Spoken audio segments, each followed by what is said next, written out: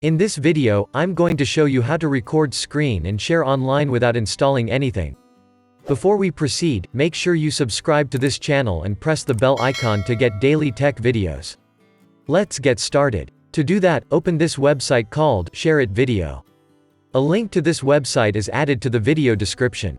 When you open this website, it shows you a record button right away.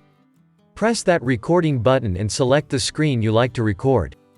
You can select the entire screen, active window, or any specific Chrome tab and start the recording. Once the recording starts, you can do whatever you like to record.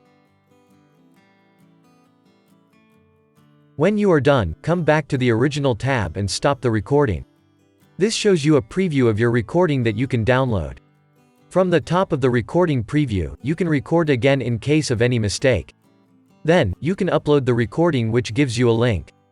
With that link, you can share your screen recording with others.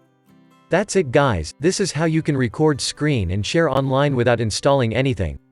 If you like this video, give it a thumbs up and remember to subscribe. I love free software TV for more videos like this.